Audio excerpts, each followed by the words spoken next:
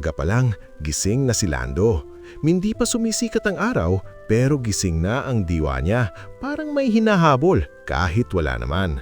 Dahan-dahan niyang hinila ang lumang lambat. May mga punit na naman. Napabuntong hininga siya. Ay, nadagdagan na naman. Umupo siya sa buhangin, kinuha ang tali at sinimulang ayusin. Mabagal ang galaw.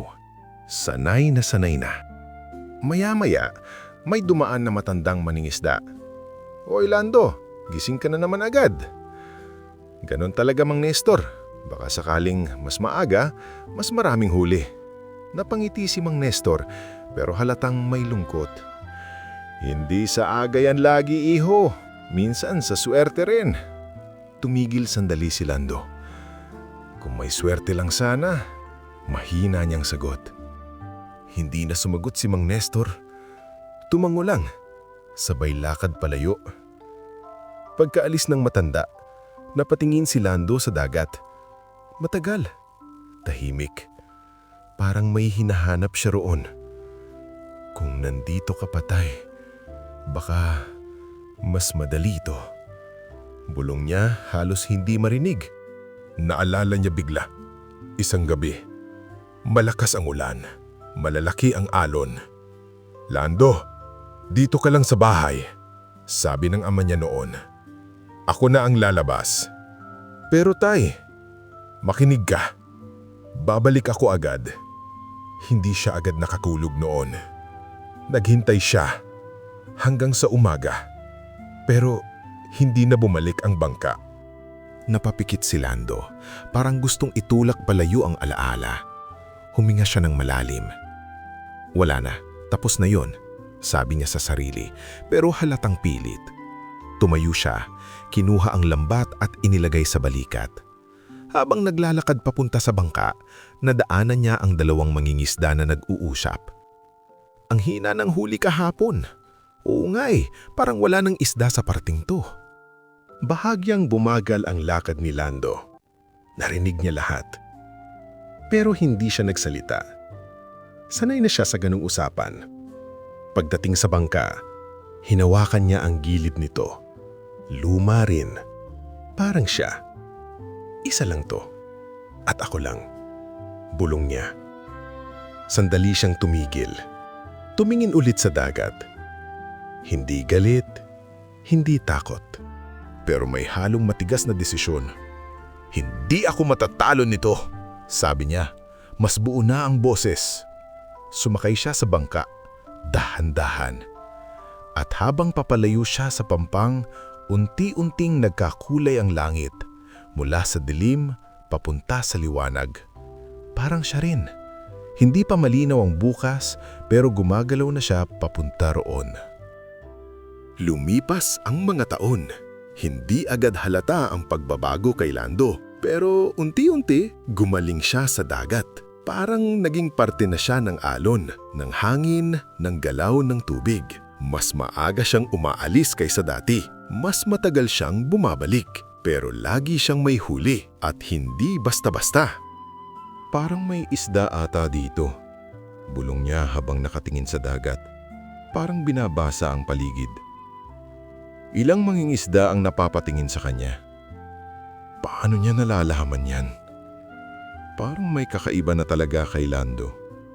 Isang umaga, bumalik siya na halos lumubog ang bangka sa dami ng huli. Nagkagulo ang mga tao sa pantalan.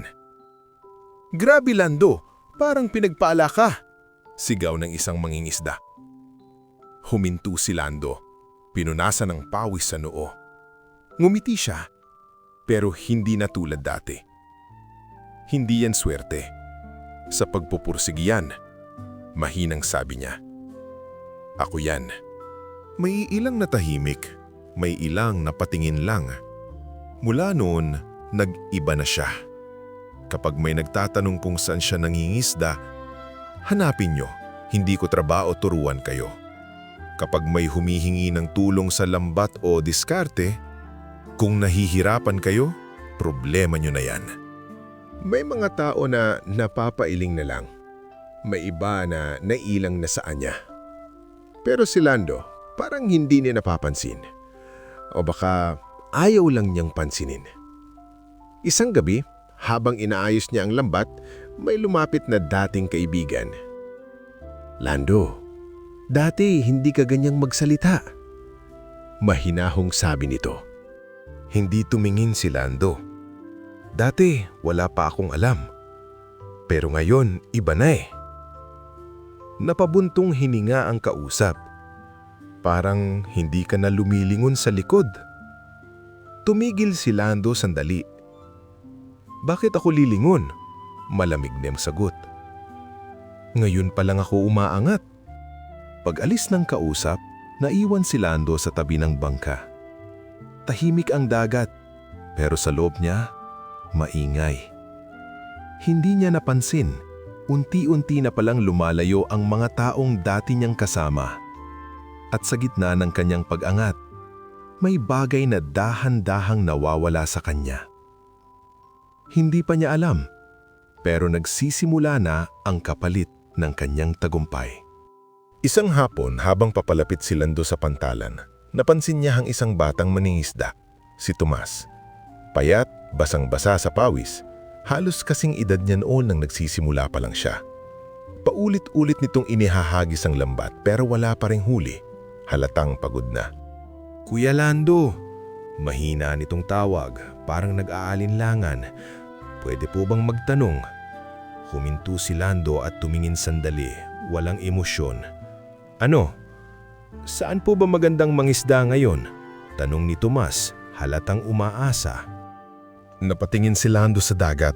Alam niya ang sagot. Alam na alam niya. Pero sa halip na magsalita agad, napatawa siya ng bahagya. "Kung sasabihin ko," malamig na sabi niya. "Paano ako?" Parang may tumigil sa paligid. Napatigil si Tomas. Parang hindi agad naintindihan. Tapos dahan-dahan siyang napayuko. "O, okay po," mahina niyang sagot. Umalis siya ng walang lingon.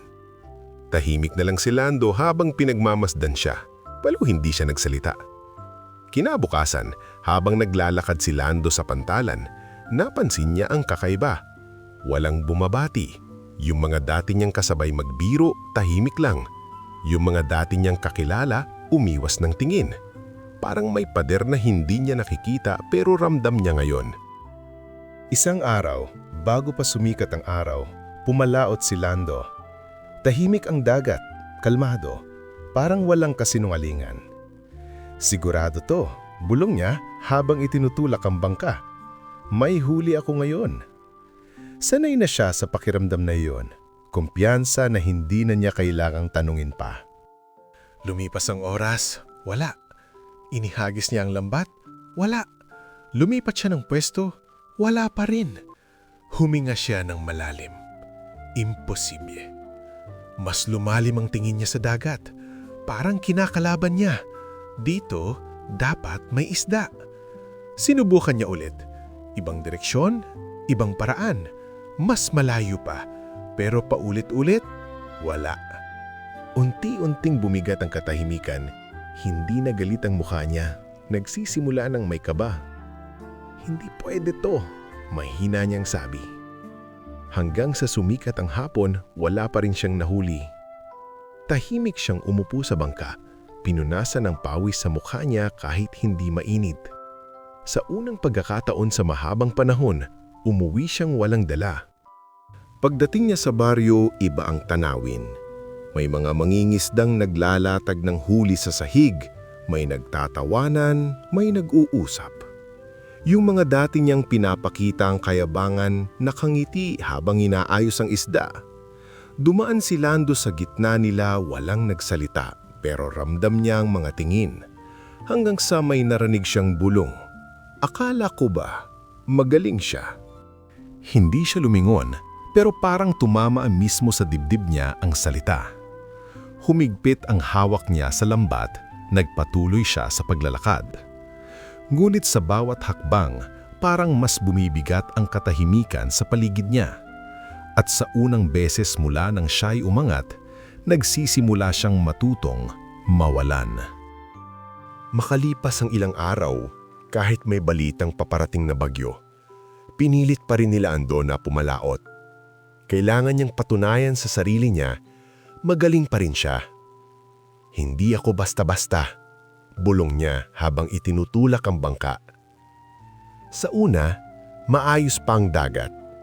Tahimik, parang walang banta. Pero habang lumalalim siya sa laot, biglang nagbago ang lahat. Dumilim ang langit, lumakas ang hangin, sumigaw ang alon na parang galit na galit. Ang bangka niya ay umuuga na parang laruan lang sa gitna ng dagat. Hindi to tama, mahina niyang sabi. Humigpit ang hawak niya sa sagwan. Kinabahan siya. Sa unang pagkakataon, hindi niya alam ang gagawin. Hindi niya kontrolado ang dagat. Hindi niya kontrolado ang hangin. Hindi niya kontrolado ang kahit ano.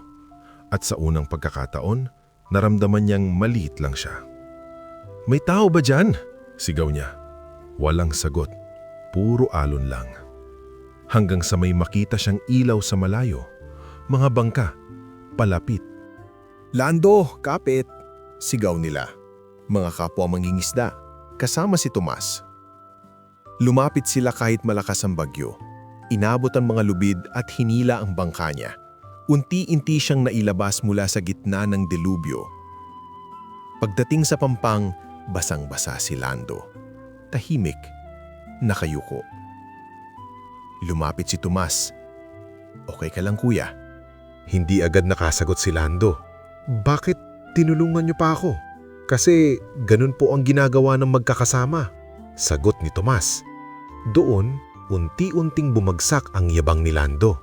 Hindi sa dagat, kundi sa sarili niya. Kinabukasan, hindi agad naging mabait si Lando. Tahimik lang siya sa mga sumunod na araw, mas maingat sa bawat kilos at bawat salita. Minsan gusto niyang magsalita, pero nauunang katahimikan, parang hindi pa sanay ang loob niya na bumalik sa dati. Isang umaga habang inaayos niya ang lambat, lumapit si Tomas. "Kuya, okay lang po bang magtanong ulit?" Napatingin si Lando.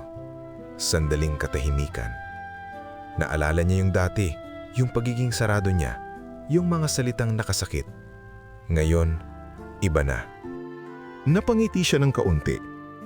"Doon ka sa may bato, may malalim diyan." Napatigil si Tomas, parang hindi makapaniwala. "Salamat po." Umalis siya agad, halatang masaya.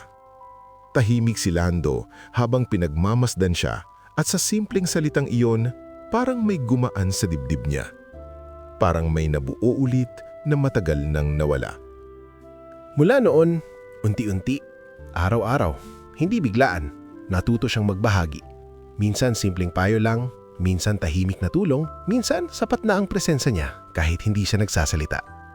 Hindi dahil pinilit siya, kundi dahil naintindihan niya na ang dagat hindi lang para sa isang tao, kundi para sa lahat. Ang galing, kayang mag-angat ng tao, pero ang yabang, kayang iwan siya mag-isa. At minsan, kailangan mo munang bumagsak para maintindihan kung ano talaga ang mahalaga. Kung may natutunan ka sa kwento o kung may nakuha kang aral mula rito, baka pwede mo rin akong suportahan sa pamamagitan ng pag-subscribe. Sana ang aral na ito ay magamit mo sa iyong buhay at maging gabay sa bawat hakbang mo sa hinaharap. At maraming salamat sa panunod.